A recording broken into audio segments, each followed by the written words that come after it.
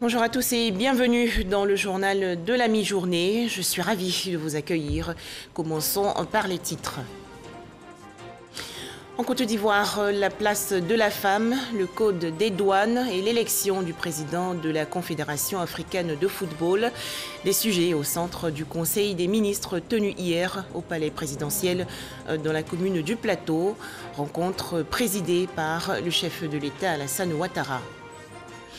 21 168 cas confirmés de maladie à coronavirus en Côte d'Ivoire. Les personnes du troisième âge sont les plus exposées. Alors comment les protéger car elles demandent une attention toute particulière? Bénéficient-elles d'une prise en charge? Nous en parlerons largement dans ce journal. Enfin, la dépouille du footballeur Diego Armando Maradona exposée au palais présidentiel. L'Argentine tout entière pleure son idole.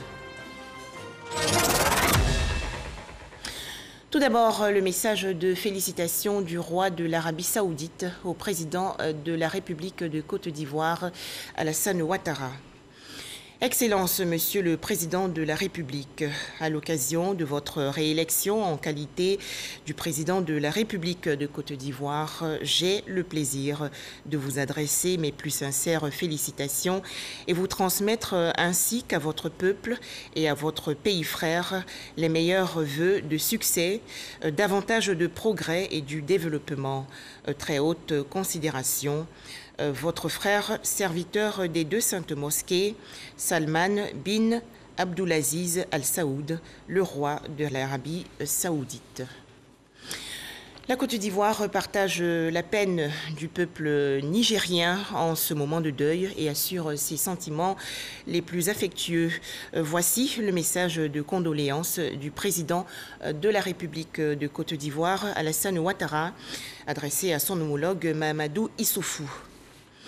Monsieur le Président et chers frères, c'est avec tristesse que j'ai appris le décès survenu le mardi 24 novembre 2020 à Niamey de l'ancien président de la République du Niger, Mamadou Tandja.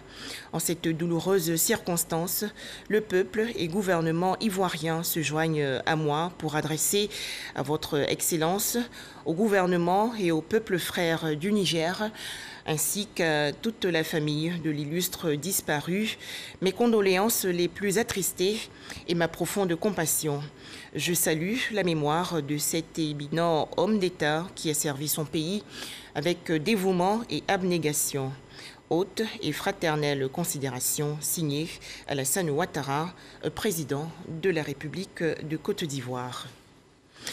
La Côte d'Ivoire également aux côtés de la République islamique de Mauritanie, affectée par le décès de son ancien président Sidi Mohamed Ould Cheikh Abdallah. Je vous donne alors lecture du message de condoléances du président de la République de Côte d'Ivoire, Alassane Ouattara. Monsieur le Président et chers frères, c'est avec tristesse que j'ai appris le décès survenu dans la nuit du dimanche 22 au lundi 23 novembre 2020 à Nouakchott de l'ancien président de la République islamique de Mauritanie, Sidi Mohamed Ould Cheikh Abdallah. En cette douloureuse circonstance, je voudrais, au nom du peuple et du gouvernement ivoirien, ainsi qu'en mon nom propre, exprimer à votre Excellence, au gouvernement et au peuple frère de Mauritanie, de même qu'à la famille de l'illustre disparu, mes condoléances les plus émues et ma profonde compassion. Je rends hommage à ce grand homme d'État qui a contribué de façon significative au développement de son pays et à son rayonnement sur l'échiquier international. Haute et fraternelle considération signée Alassane Ouattara, président de la République de Côte d'Ivoire. Plusieurs sujets au centre du Conseil des ministres tenu hier en Côte d'Ivoire au palais présidentiel dans la commune du Plateau. Les travaux du gouvernement ont porté notamment sur l'élection du président de la Confédération africaine de football, la CAF, la représentation des femmes dans les assemblées élues, la mobilisation des fonds à l'international et le code des douanes. Le 26e Conseil des ministres de cette année 2020 a été présidé bien sûr par le chef de l'État Alassane Ouattara. Le point Viviane Haïm. Adapter le code des douanes qui date de 1964 à l'environnement économique et institutionnel actuel de la Côte d'Ivoire. C'est l'une des principales décisions du Conseil des ministres ce mercredi 25 novembre, présidé par le chef de l'État, le président de la République, Alassane Ouattara. Ce nouveau dispositif prévoit non seulement de simplifier les procédures douanières et de consolider les garanties offertes aux usagers clients, mais également de renforcer les régimes de contrôle douanier déployés dans le cadre de la lutte contre la fraude. La représentation de la femme dans les assemblées élues, le Conseil a adopté les modalités d'application de la loi du 14 octobre 2019 favorisant la présence des femmes dans les instances de décision.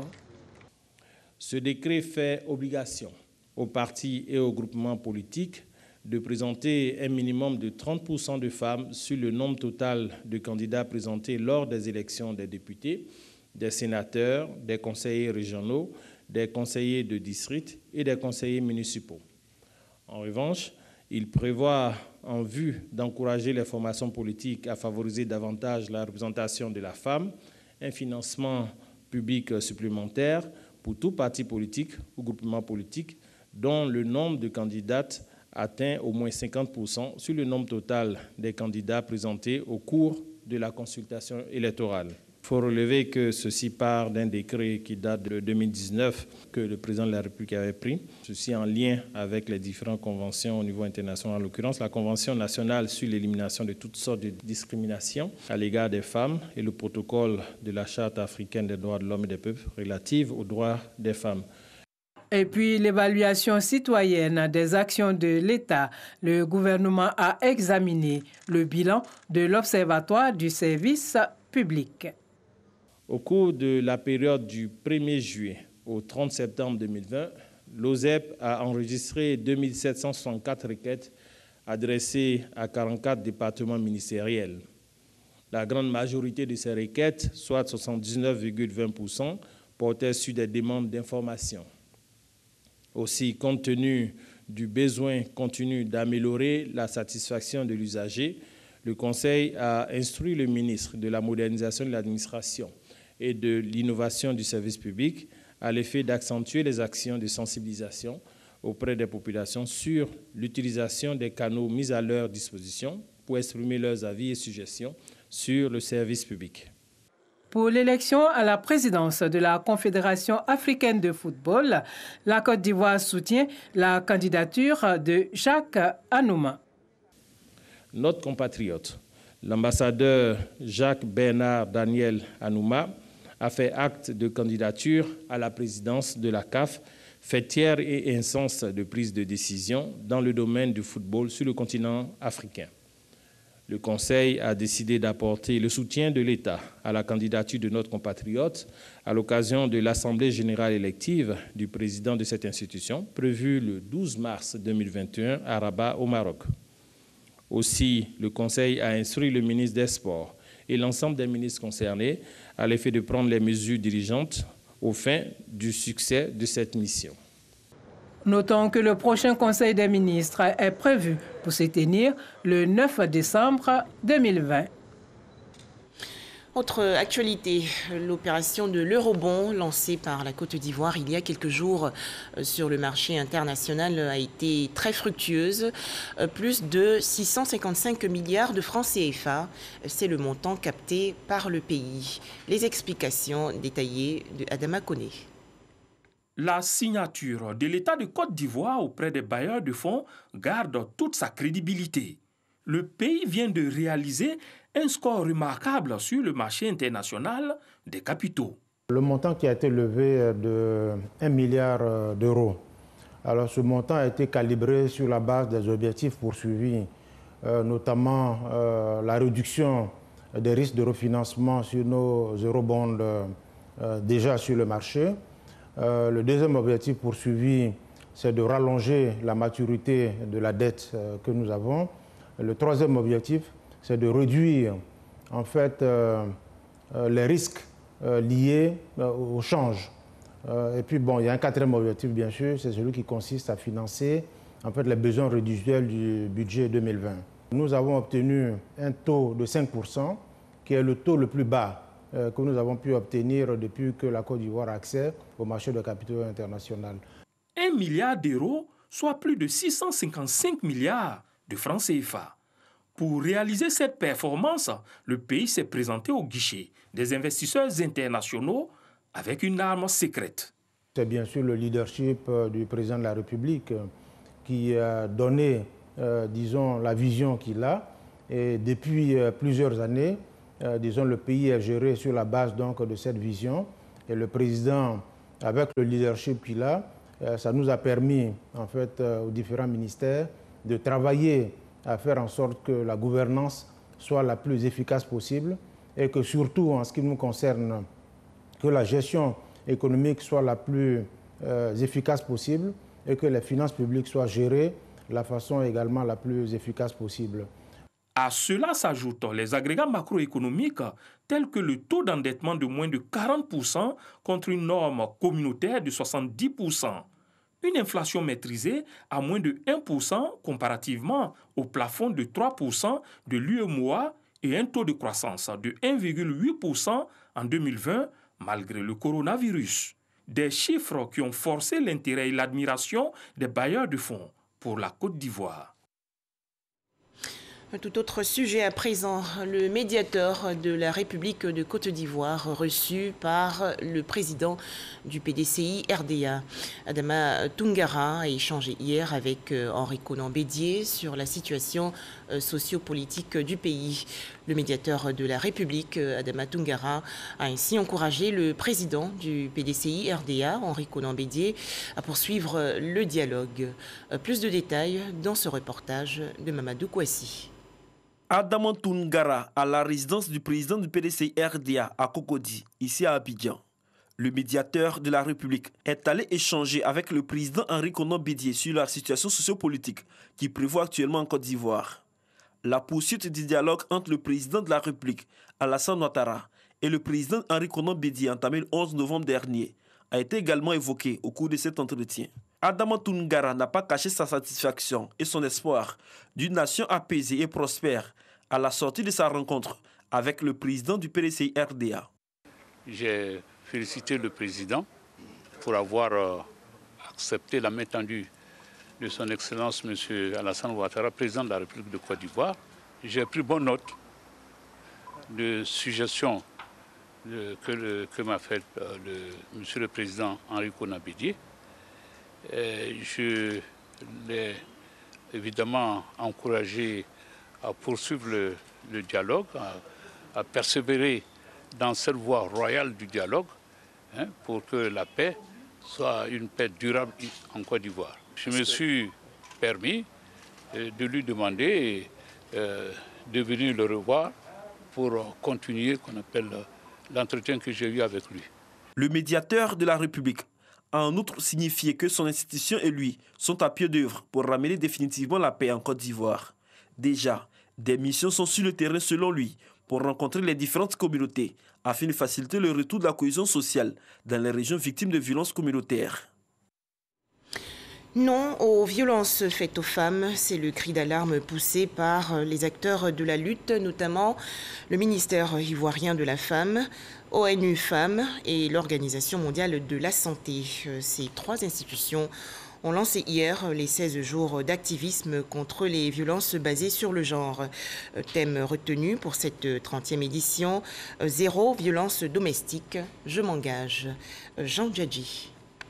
Plus d'une dizaine de membres d'organisations non gouvernementales inaugurent le mur des signatures de l'OMS à Abidjan. Une action qui lance la campagne des 16 jours d'activisme contre les violences basées sur le genre. C'est l'occasion pour ces activistes d'amplifier la lutte et de marquer leur solidarité à l'égard des victimes. Nous croyons que nous aussi, en tant que jeunes, nous avons notre mot à dire, nous avons aussi des actions à mener. Et déjà, nous étions aux côtés de l'ONU Femmes, où nous avons organisé une activité, donc un panel sur le viol, pour donner la voix aux jeunes, pour se prononcer sur cette thématique-là. L'on a enregistré en Côte d'Ivoire, pour l'année précédente, 3157 cas de violences perpétrées contre les femmes. Face à cela, le système des Nations Unies, à travers cette campagne, s'engage à intervenir et prévenir, surtout en cette période de pandémie de la Covid-19. Nous voulons rompre le silence en disant qu'on doit arrêter de parler et mener l'action maintenant pour mettre fin aux violences faites à la femme et à la jeune fille.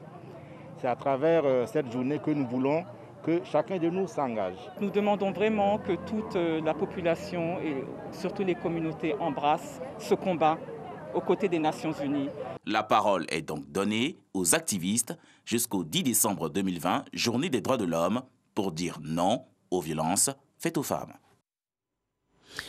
Les populations de Daloa, dans la région centre-ouest du pays, appelées à préserver la paix, la tolérance et la cohésion sociale. Appel lancé récemment par le ministre de la Promotion de la Jeunesse. Mamadou Touré a en effet effectué une tournée de réconciliation à Bogoué et à Zaha. Pour en parler, Charles Tatou de RTI Bouaké. Bogoué, première étape de la visite du ministre de la Promotion de la Jeunesse et de l'Emploi des Jeunes dans le département de Daloa. Touré Mamadou face aux populations. Il est d'abord resté à leur écoute pour des doléances en faveur du développement de leur localité. La préoccupation majeure porte sur l'achèvement de leur château d'eau. Le ministre de la Promotion de la Jeunesse et de l'Emploi des Jeunes, dans un langage franc et direct, est revenu sur la nécessité du retour de la paix et du vivre ensemble d'antan entre les communautés. Touré Mamadou a par ailleurs mis en mission avec des moyens les jeunes des différentes communautés pour des travaux de réhabilitation du bâtiment de la sous-préfecture. Bâtiment saccagé pendant l'élection présidentielle. Zaha, village qui a enregistré des affrontements intercommunautaires. Le ministre Touré Mamadou apporte la compassion du gouvernement aux populations. Au total, 7 millions de francs CFA aux familles victimes de la crise post-électorale pour des besoins et soins de première nécessité. Comprendre la réalité donc de la situation et voir dans quelle mesure nous pourrions donc aider à la consolidation donc de la cohésion sociale. Sur instruction du chef de l'État, son Excellence Alassane Ouattara, qui a demandé à tous les ministres et les cadres d'aller dans leur région pour aider à la consolidation du climat social. Je note que la situation reste encore très fragile parce qu'au regard des rancœurs qui ont été exprimées, mais j'ai bonne foi qu'avec les premières mesures que nous venons de prendre, en essayant donc de dédommager des familles de victimes, que ce soit des gens qui ont perdu donc des parents, que ce soit des gens qui ont perdu des biens matériels, que ce soit la rencontre qu'on aura tout à l'heure avec les jeunes pour les impliquer dans la reconstruction de ce qui a été détruit dans le village. Nous espérons que toutes ces mesures vont contribuer à ramener définitivement la paix. Le ministre a également mis en mission les jeunes des différentes communautés du village pour des travaux de réhabilitation des maisons incendiées. Autre actualité nationale, et nous restons à Daloa, dans la région centre-ouest du pays. Des prières ont été dites et une lecture du Saint-Coran faite à la Grande Mosquée. C'était lors de la 24e journée nationale de la paix, le 15 novembre dernier. Les guides religieux et fidèles ont prié pour une paix durable dans le pays. Kader Sogodogo de RTI Bouaké. Grande Mosquée de Daloa. Prière et lecture coranique pour l'unité et la cohésion sociale en Côte d'Ivoire. C'est de cette manière que la communauté musulmane de cette localité a tenu à célébrer la Journée nationale de la paix. L'initiative est à mettre à l'actif de Makani Diaby, sénatrice. Le faisant, elle veut implorer la grâce divine en faveur d'une Côte d'Ivoire harmonieuse et développée. Nous avons lu le Coran et fait des bénédictions pour le président de la République, pour le pays, pour tous les Ivoiriens, pour tous ceux qui sont épris de paix. À travers cette cérémonie de lecture du Saint-Coran, les populations de Daloa ont réaffirmé leur attachement à la paix.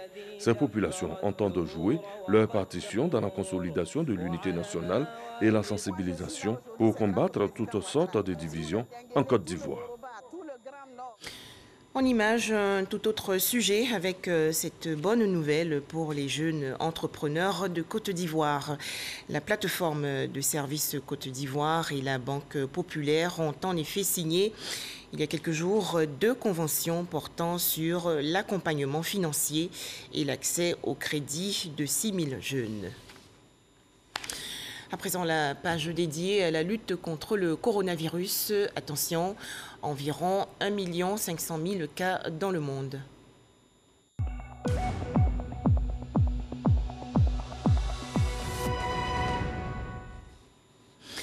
En Côte d'Ivoire, 12 nouveaux cas de maladie à coronavirus enregistrés hier par le ministère de la Santé et de l'Hygiène publique. Le bilan ivoirien fait actuellement état de 21 168 cas confirmés de coronavirus, dont 20 843 personnes guéries, 131 décès et 194 cas actifs. On l'a vu à l'instant, l'épidémie de coronavirus poursuit son chemin en Côte d'Ivoire et les plus exposés sont bien sûr les seniors, les personnes du troisième âge. Alors, comment vivent-elles cette crise sanitaire? Bénéficient-elles d'une prise en charge? Serge Coléa les a rencontrés. Mathurin Kouassi, 80 ans révolus, enseignant à la retraite et ex-député à l'Assemblée nationale, vit à Cocody Centre, dans le district d'Abidjan. Depuis l'apparition de la Covid-19 en Côte d'Ivoire, l'homme ne sort plus que pour des déplacements essentiels. À son âge, il fait partie des personnes à risque. Ce matin, il a une réunion au siège de la FARECI, la Fédération des associations de fonctionnaires et agents de l'État à la retraite de Côte d'Ivoire. Il en est le président. Dieu merci, parmi les membres de notre organisation, pour l'instant, aucun n'est mort de Covid parce que au sein de nos structures associatives, nous avons pris des précautions. Au niveau du Conseil national des retraités de Côte d'Ivoire, CONARECI, le président Issa Diakité, ancien préfet hors grade, s'est inscrit dans la sensibilisation. Certains ont été touchés, certains ont été rappelés, mais je crois qu'avec les mesures draconiennes prises par le gouvernement, ça a freiné. Sinon, ça allait être une ampleur. Au départ, quand on voyait ce qui s'est passé en Europe, avant même que ça ne soit prononcé ici, on avait tous peur. La Covid-19 touche toutes les franges de la population sans exception. Mais depuis le début de la pandémie, les spécialistes dans le monde, à travers les chiffres, démontrent que le taux de complications et de mortalité est beaucoup plus élevé chez les personnes âgées. Bien qu'étant vulnérables, la classe des seniors déplore un manque de suivi véritable. Ceux qui gèrent la crise au plan sanitaire n'ont pas de relation directe avec nous.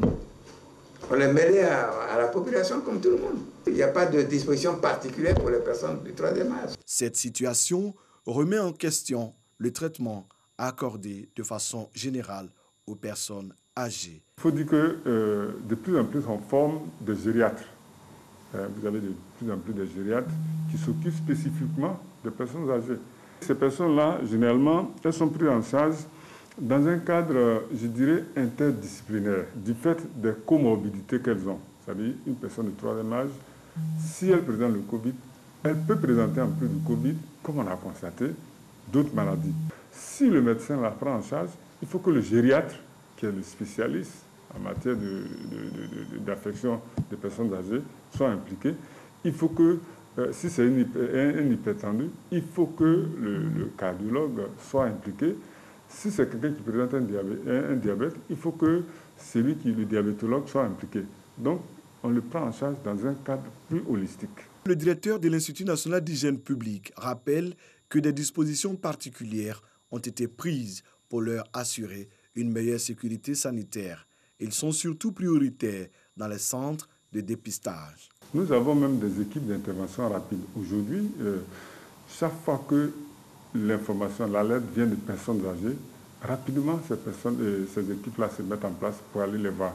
Il faut que déjà, elles puissent appeler au numéro vert, qu'on puisse les diriger vers les équipes d'intervention rapide. Crise sanitaire, mais aussi crise sociale pour ces personnes obligées de changer leurs habitudes de vie. Nous avons suspendu toutes nos activités, activités récréatives, fitness. Nous disons, lorsque nous avons des activités qui ne sont pas essentielles, de les réduire au maximum.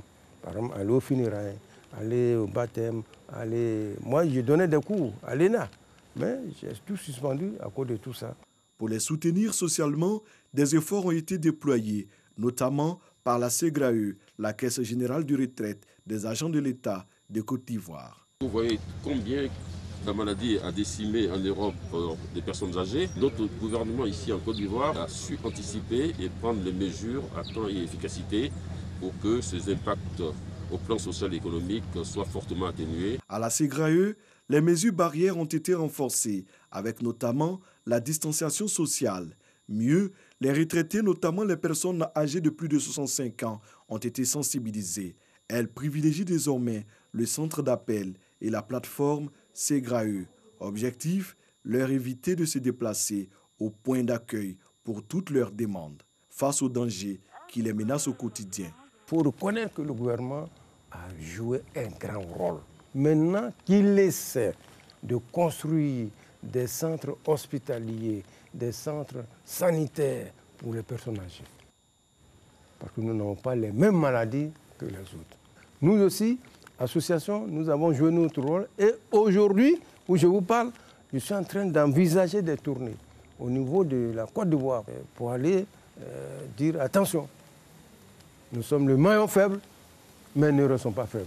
Continuer la sensibilisation, être vigilant en observant les mesures et gestes barrières. Dans le milieu des personnes âgées, la consigne reste de mise après l'apparition de la Covid-19 en Côte d'Ivoire. Dans l'actualité nationale également, la présentation des condoléances à la famille du président de la Fédération ivoirienne de football, Augustin Sidi Diallo, décédé le 21 novembre dernier. Plusieurs autorités et les acteurs du sport se sont rendus au domicile du défunt dans la commune de Cocody, à Boussanogo.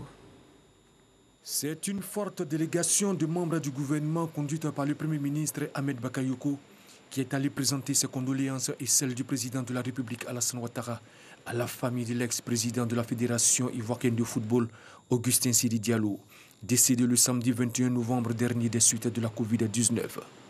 Le Premier ministre, ministre de la Défense Ahmed Bakayoko et les membres du gouvernement sont venus prendre leur part du deuil. Sidi Diallo a été, selon eux, un grand serviteur de l'État. Il a porté haut le flambeau de notre pays sur le plan sportif. Nous sommes venus avec le chef du gouvernement dire notre compassion, notre diapo, dire à notre sœur, son épouse, à l'ensemble de ses frères et sœurs que la Côte d'Ivoire reconnaissante ce soir est à leur côté. Qu'ils peuvent certes pleurer, mais ils doivent avoir le regard tourné vers l'Éternel, celui qui sonde les cœurs, qui sonde les reins et qui sait consoler.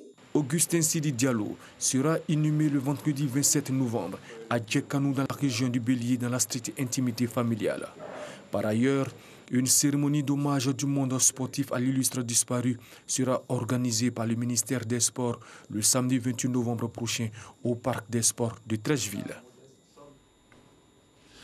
L'Argentine pleure son idole Diego Armando Maradona. La dépouille du footballeur argentin décédé hier des suites d'une crise cardiaque est arrivée la nuit dernière au palais présidentiel où des centaines de personnes se sont rassemblées pour rendre hommage au gaucher magique.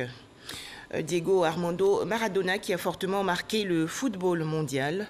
Retour sur le parcours de ce footballeur mythique, ce numéro 10, capable de marquer les plus beaux buts de l'histoire. Les détails, Salif Ouattara du service sport. Lo marcan dos, pisa la pelota Maradona, arranca por la derecha el genio del fútbol mundial, y es el tercero a tocar para Borruchaga, siempre Maradona, genio, ta. Ce but de génie, réussi contre l'Angleterre, lors du mondial 1986, restera à jamais gravé dans la mémoire collective. Diego Armando Maradona est mort ce mercredi, quelques jours après sa sortie d'hôpital suite à une opération du cerveau. Diego Maradona a débuté sa carrière à Argentinos Juniors à 10 ans. Il intègre ensuite le célèbre Boca Juniors avant de rejoindre le FC Barcelone en 1982. 2 ans plus tard, il s'envole pour l'Italie, où il s'engage avec le FC Naples. Il devient une icône. Avec la sélection argentine, il dispute 4 Coupes du Monde, dont une victorieuse en 1986. Il est alors au sommet de son art. Court et rapide, Diego Maradona a marqué de nombreuses générations et inspiré de nombreux joueurs.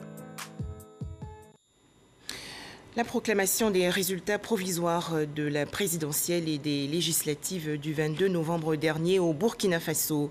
Le président Roch-Marc Christian Kaboré, candidat pour un deuxième mandat, récolte 57,87% des voix et remporte ainsi le premier tour de la présidentielle. Enfin, la situation en Éthiopie. Le Premier ministre éthiopien Abiy Ahmed a ordonné aujourd'hui à l'armée de lancer l'offensive finale contre les autorités dissidentes du Tigré, à Mekele, capitale de cette région du nord du pays. Il s'agit de la dernière phase de l'opération lancée le 4 novembre dernier contre les dirigeants du Front populaire de libération du Tigré, le TPLF. Et c'est la fin de ce journal. Merci de nous avoir suivis.